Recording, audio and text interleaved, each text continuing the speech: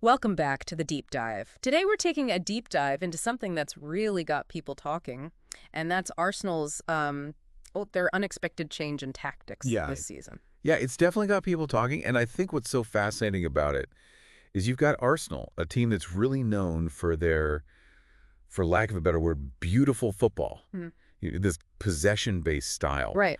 And all of a sudden they're playing these long balls, and even more surprisingly, winning with them. Yeah. And I think that's what's really caught everyone's attention. Exactly. It's not just like a small tweak, This is a complete 180 from what we've come to expect from Arteta's Arsenal.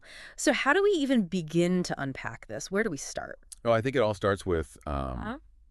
with the goalkeeper situation. Okay. They swapped out Ramsdale for Raya. Now, at first glance, you might think, okay, it's an upgrade in distribution, better decision-making under pressure. All good, but not exactly revolutionary, right? Yeah. But this is where things get interesting. Okay, I'm all ears. Because we're not talking about just a slight increase in long balls here. Oh, The stats are mind-blowing. They've gone from launching 34% of their goal kicks long last season to 78% this season, yeah. which is league leading. League leading, yeah. And I think it's that jump that has sparked so much debate. Why would Arteta, a manager who's seemingly so devoted to this possession-based football, Right. make such a drastic change? It's almost as if he's like ripped out the Premier League playbook and said, you know what, we're going to rewrite these pages and do something completely different. Yeah. And so then the question becomes, Yeah. what is the method behind this long ball madness? Exactly. Yeah. So we've got this puzzle. Arsenal, the kings of keeping possession, are suddenly all about the long ball. So what's the tactical thinking behind this? Well, it's certainly a fascinating development.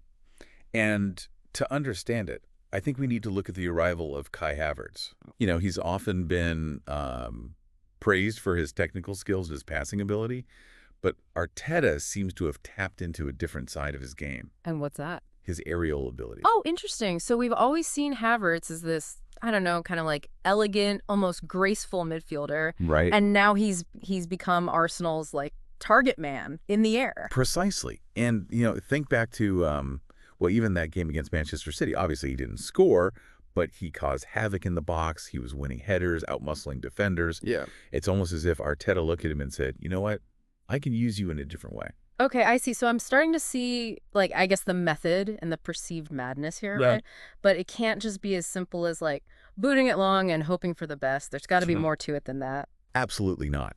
This is where all that tactical nuance comes in. Yeah. Because Arteta isn't just launching these aimless long balls up the field. He's essentially weaponized the goal kick, turning it into an attacking set piece. And Havertz, particularly when he's drifting out to that right flank, he becomes that primary target. But here's the real tactical shift here. Players like Saka, Martinelli, they're already bombing forward, Right. anticipating the knockdown, anticipating that second ball. Okay, so even if Havertz doesn't win the initial header, Arsenal are still in a really dangerous position high up the pitch to, like, win that second ball and go on the attack immediately. Exactly. It keeps the opponents on the back foot. They can't settle into that defensive shape.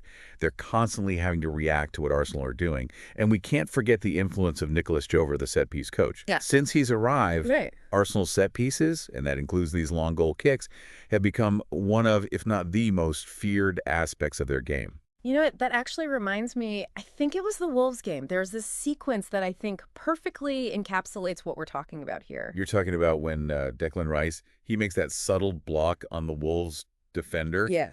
just to give Havertz a free run at the header. It was like a basketball pick and roll, but on the football pitch. It was brilliant, and that's what makes it so effective, right? Right. It's not just about the long ball.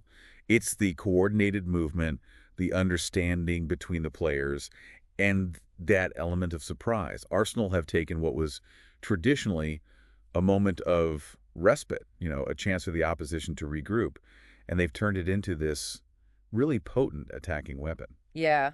I gotta say, though, while it's working, this whole long ball thing, it just, I don't know, it seems kind of risky, right? Yeah. What if that first header is lost? Isn't that just leaving them wide open for a counterattack? Yeah, no, it's a valid concern. I mean, every tactical decision has, it has its downsides. But, and this is the crucial part, Arsenal mitigate that risk by their positioning. Okay. So when that goal kick is launched, Saka, Martinelli, these guys are already high up the pitch. Right. They're not caught out if possession changes hands.